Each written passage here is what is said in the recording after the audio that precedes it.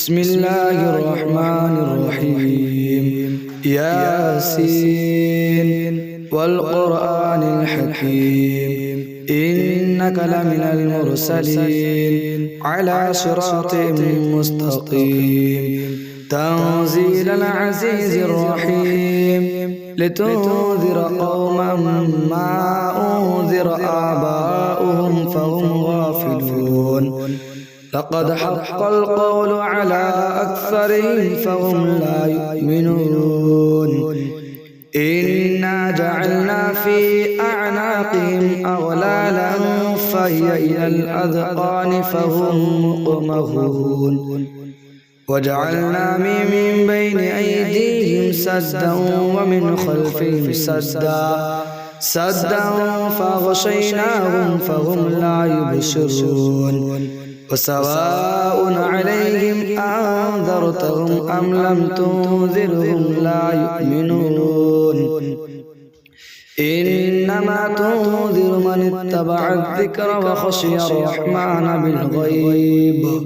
فبشره بمغفرة وأجر كريم إنا نحن نحيي الموتى ونكتب ما قدموا وآثارهم وكل شيء أحصيناه في إمام مبين واضرب لهم مثلا أصحاب القرية إذ جاءها المرسلون إذ أرسلنا إليهم اثنين فكذبوهما فعززنا بثالث فقالوا إنا إليكم مرسلون قالوا ما أنتم إلا بشر مثلنا وما أنزل الرحمن من شيء إن أنتم إلا تكذبون قالوا ربنا يعلم إنا إليكم لمرسلون وما علينا إلا البلاغ المبين قالوا إنا تطيرنا بكم لئن لم تنتهوا لنرجمنكم وليمسنكم منا عذاب أليم قالوا طائركم معكم أئن ذكرتم بل أنتم قوم مسرفون وجاء من أقصى المدينة رجل يسعى قال يا قوم اتبعوا المرسلين اتبعوا من لا يسألكم أجرا وهم مهتدون وما لي لا أعبد الذي فطرني وإليه ترجعون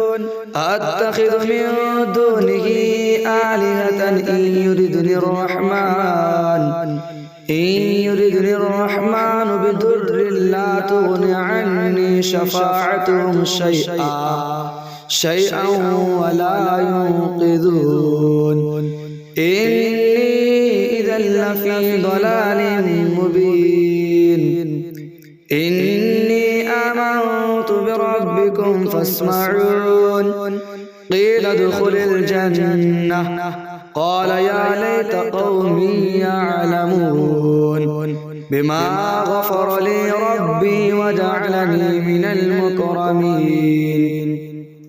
وما أنزلنا على قومه من بعده من جنود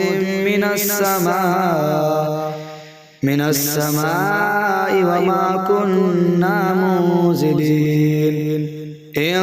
كانت إلا صيحة واحدة فإذا هم خامدون يا حسرة على العباد ما يأتيهم من رسول إلا كانوا به يستهزئون ألم يروا كم أهلكنا قبلهم من القرون أنهم إليهم لا يرجعون وإن كل لما جميع لدينا محضرون وآية لهم الأرض الميتة أحييناها وأخرجنا منها فمنه يأكلون وجعلنا فيها جنات من نخيل وأعناب وفجرنا فيها من العيون ليأكلوا من ثمره وما عملته أيديهم أفلا يشكرون سبحان الذي خلق الأزواج كلها مما تنبت الأرض ومن أنفسهم ومما لا يعلمون وآية لهم الليل نسلخ منه النهار فإذا هم مظلمون والشمس تجري لمستقر لها ذلك تقدير العزيز العليم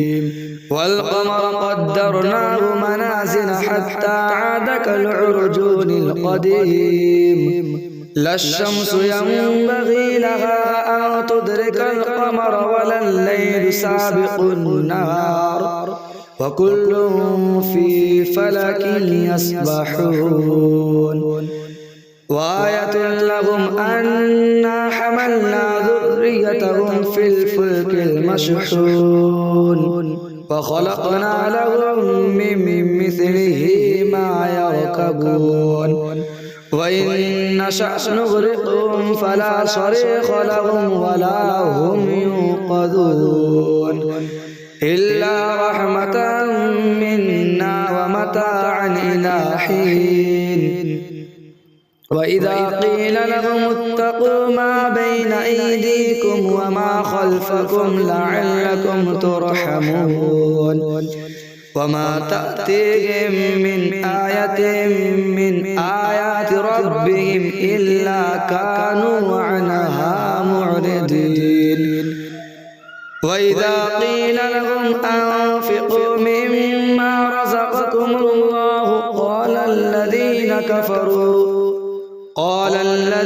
كفروا للذين آمنوا أنطعم من لو يشاء الله أطعمه إن أنتم إلا في ضلال مبين ويقولون متى هذا الوعد إن كنتم صادقين ما ينظرون إلا صيحة واحدة تأخذهم وهم يخصمون فلا يستطيعون توصية ولا إلى أهلهم يرجعون ونفخ في الصور فإذا هم من الأجداث إلى ربهم ينسلون قالوا يا ويلنا من بعثنا من مرقدنا هذا ما وعد الرحمن وصدق المرسلون إن كانت إلا صيحة واحدة فإذا هم جميع لدينا محضرون فاليوم لا تظلم نفس شيئا ولا تجزون إلا ما كنتم تعملون إن أصحاب الجنة اليوم في شغل فاكهون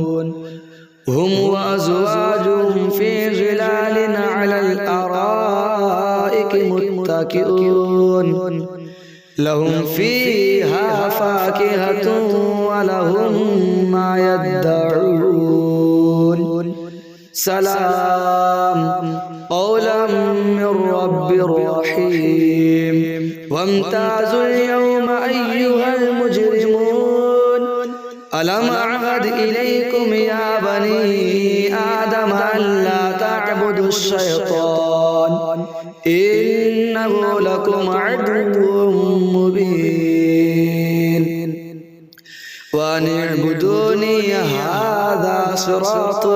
مستقيم ولقد أضل منكم جبلا كثيرا أفلم تكونوا تعقلون هذه جهنم التي كنتم توعدون اصلوها اليوم بما كنتم تكفرون اليوم نختم على أفواههم وتكلمنا أيديهم وتشهد أرجلهم بما كانوا يكسبون ولو نشاء لطمسنا على أعينهم فاستبقوا الصراط فأنى يبصرون ولو نشاء لمسخناهم على مكانتهم فما استطاعوا مضيا ولا يرجعون ومن نعمره ننكسه في الخلق أفلا يعقلون وما علمناه الشعر وما ينبغي له إن هو إلا ذكر وقرآن مبين لينذر من كان حيا ويحق القول على الكافرين أولم يروا أنا خلقنا لهم مما عملت أيدينا أنعاما فهم لها مالكون وذللناها لهم فمنها ركوبهم ومنها يأكلون ولهم فيها منافع ومشارب أفلا يشكرون واتخذوا من دون الله آلهة لعلهم ينصرون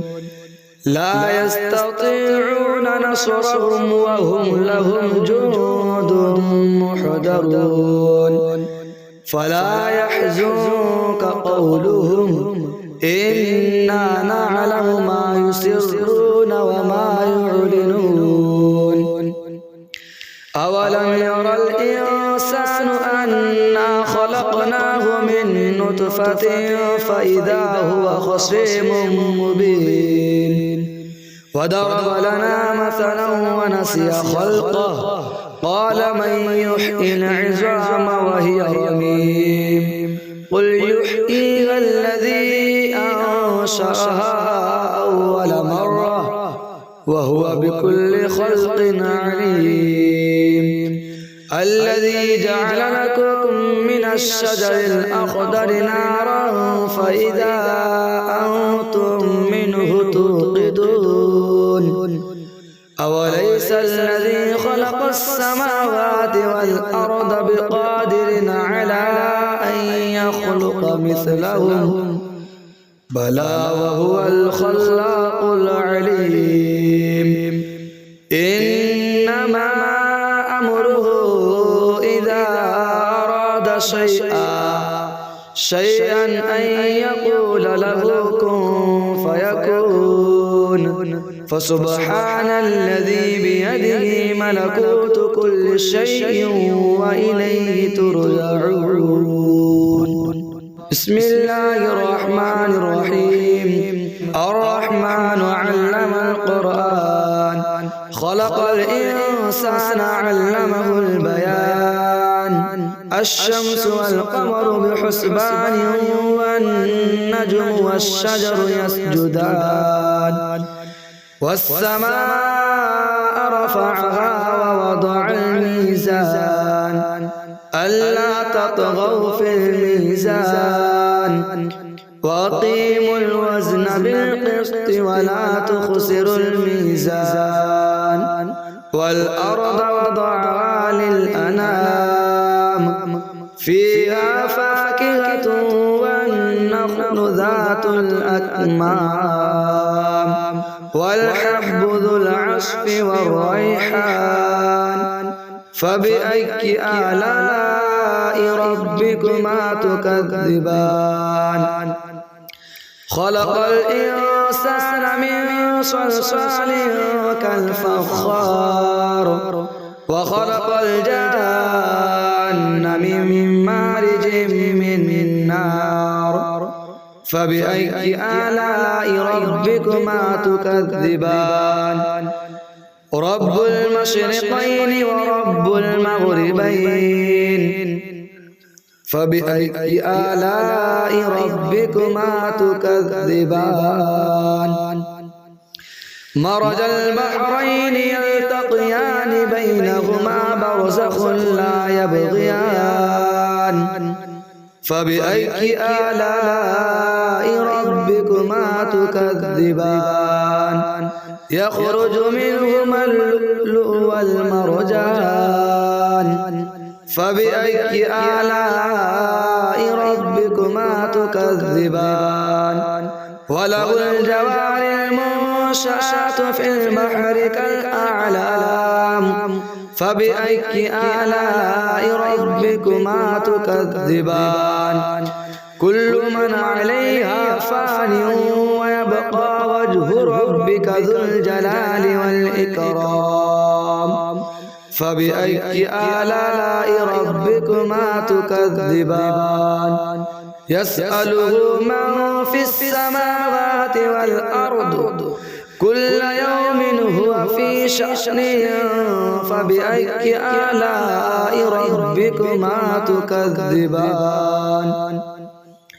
سنفرغ لكم أيها الثقلان فبأي آلاء ربكما تكذبان يا معشر الجن والإنس إن استطعتم أن تنفذوا من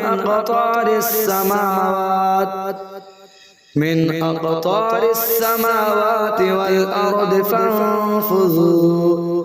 لا تنفذون إلا بسلطان فبأي آلاء ربكما تكذبان يرسل عليكما شواظ من نار ونحاس فلا تنتصران فبأي آلاء ربكما تكذبان فإذا انشقت السماء فكانت وردة كالدهان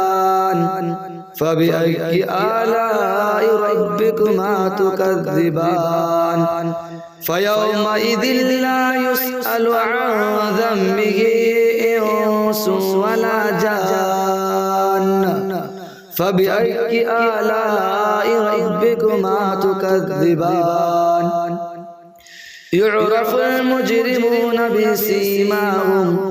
يعرف المجرمون بسيماهم فيؤخذ بالنواصي والأقدام فبأي آلاء ربكما تكذبان هذه جهنم التي يكذب بها المجرمون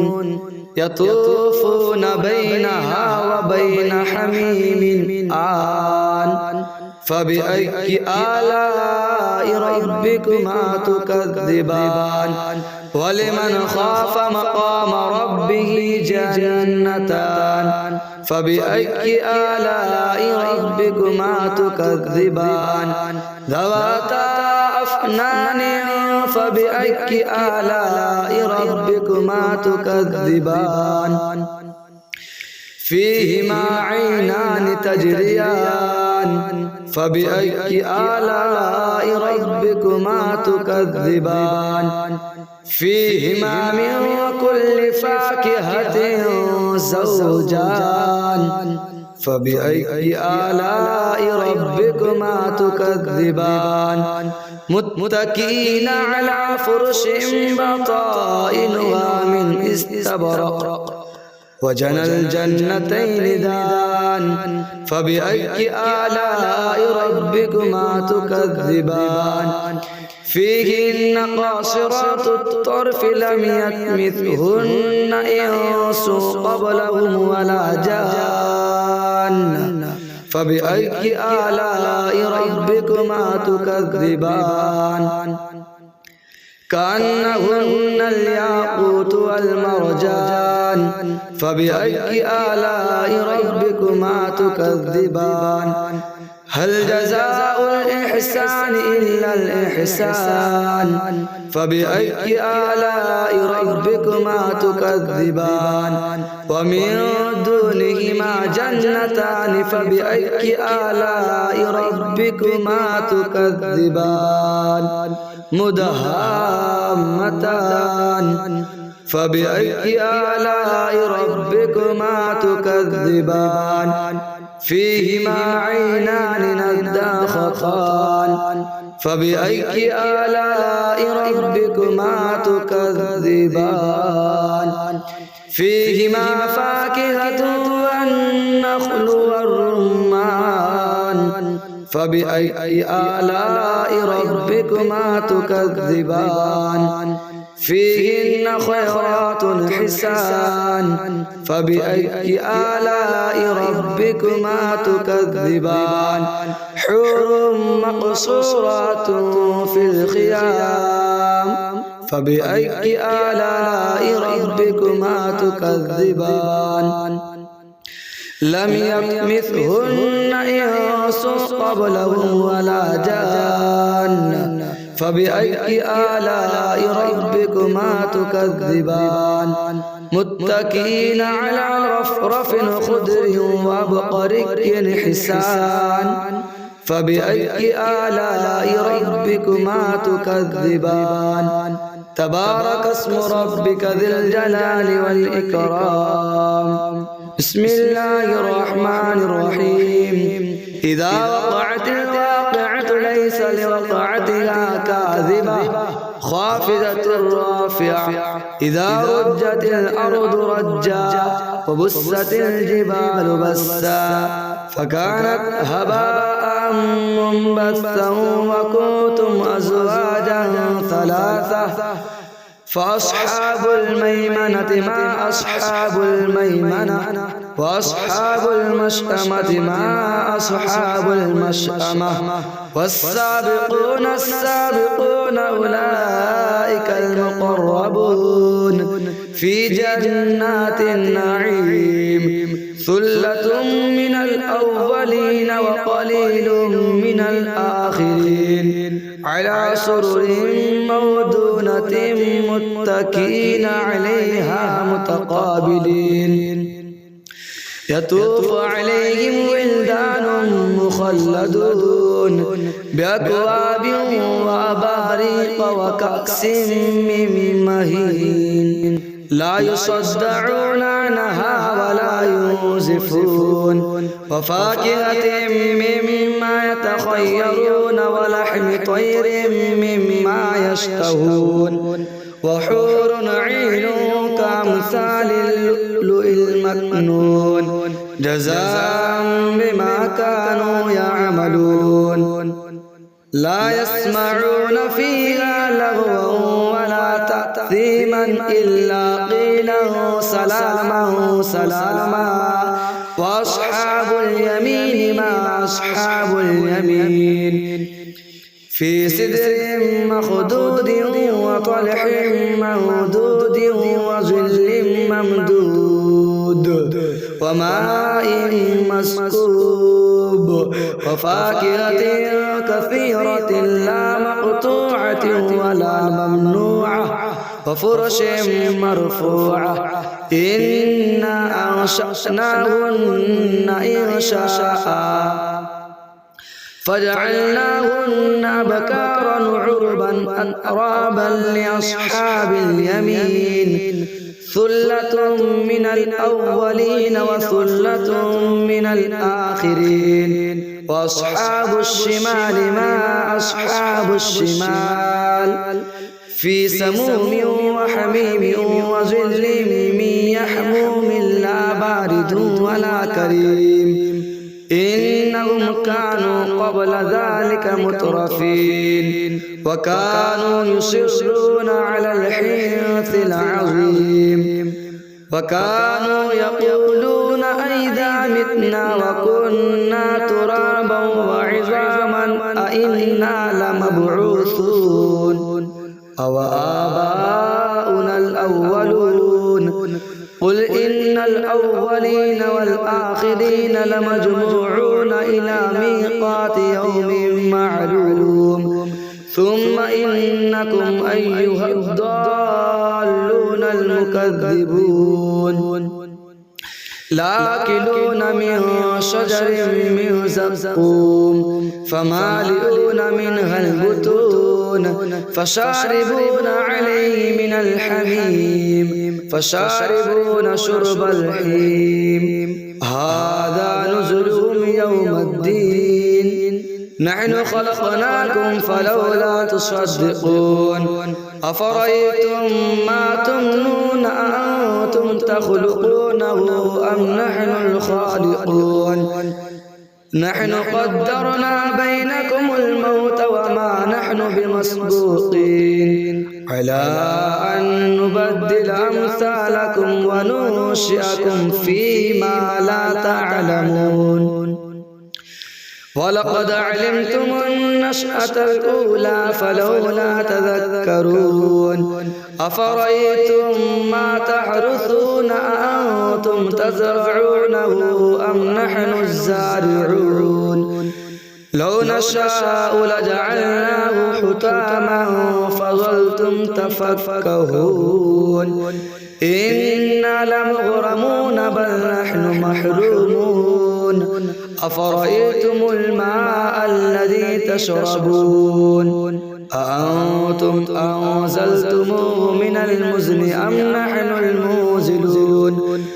لو نشاء جعلناه أجاجا فلولا تشكرون أفرأيتم النار التي تورون أأنتم أنشأتم شجرتها أم نحن المنشئون نحن جعلناها تذكرة ومتاعا للمقوين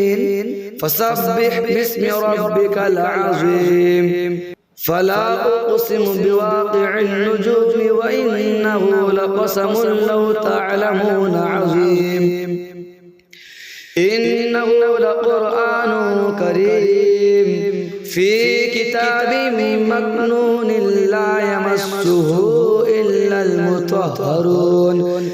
تنزيل من رب العالمين أفبهذا الحديث أنتم مدهنون وتجعلون رزقكم أنكم تكذبون فلولا إذا بلغت الحلقوم وأنتم حينئذ تنظرون ونحن أقرب إليه منكم ولكن لا تبصرون فلولا إن كنتم غير مدينين ترجعونها إن كنتم صادقين فأما إن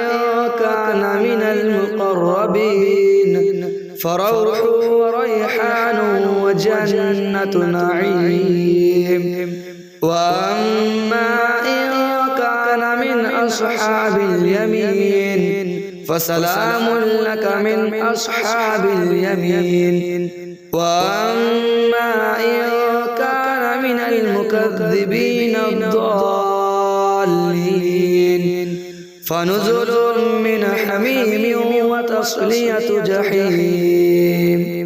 إن هذا لهو الحق اليقين فسبح باسم ربك العظيم بسم الله الرحمن الرحيم تبارك الذي بيده الملك وهو على كل شيء قدير الذي خلق الموت والحياة ليبلوكم أيكم أحسن عملا وهو العزيز الغفور الذي خلق 7 سماوات طباقا ما ترى في خلق الرحمن من تفاوت فارجع البصر هل ترى من فتور ثم ارجع البصر كرتين ينقلب إليك البصر خاسئا وهو حسير ولقد زينا السماء الدنيا بمصابيح وجعلناها رجوما للشياطين وأعتدنا لهم عذاب السعير وللذين كفروا بربهم عذاب جهنم وبئس المصير إذا ألقوا فيها سمعوا لها شهيقا وهي تفور تكاد تميز من الغيظ كلما ألقي فيها فوج سألهم خزنتها ألم يأتكم نذير قالوا بلى قد جاءنا نذير فكذبنا وقلنا ما نزل الله من شيء إن أنتم إلا في ضلال كبير وقالوا لو كنا نسمع ونعقل ما كنا في أصحاب السعير فاعترفوا بذنبهم فسقحا لأصحاب السعير إن الذين يخشون ربهم بالغيب لهم مغفرة وأجر كبير وأسروا قولكم أو اجهروا به إنه عليم بذات الصدور ألا يعلم من خلق وهو اللطيف الخبير هو الذي جعل لكم الأرض ذلولا فامشوا في مناكبها وكلوا من رزقه وإليه النشور آمنتم من في السماء أن يخسف بكم الأرض فإذا هي تمور أم أمنتم من في السماء أن يرسل عليكم حاصبا فستعلمون كيف نذير ولقد كذب الذين من قبلهم فكيف كان نكير أولم يروا إلى الطير فوقهم صافات ويقبضن ما يمسكهن إلا الرحمن إنه بكل شيء بصير أمن هذا الذي هو جند لكم ينصركم من دون الرحمن إن الكافرون إلا في غرور أمن هذا الذي يرزقكم إن أمسك رزقه بل لجوا في عتو ونفور أفمن يمشي مكبا على وجهه أهدى أمن يمشي سويا على صراط مستقيم قل هو الذي أنشأكم وجعل لكم السمع والأبصار والأفئدة قليلا ما تشكرون قل هو الذي ذراكم في الأرض وإليه تحشرون ويقولون متى هذا الوعد إن كنتم صادقين قل إنما العلم عند الله وإنما أنا نذير مبين فلما رأوا زلفة سيئت وجوه الذين كفروا وقيل هذا الذي كنتم به تدعون قل أرأيتم إن أهلكني الله ومن معي أو رحمنا فمن يجير الكافرين من عذاب أليم قل هو الرحمن آمنا به وعليه توكلنا فستعلمون من هو في ضلال مبين قل أرأيتم إن أصبح ماؤكم غورا فمن يأتيكم بماء معين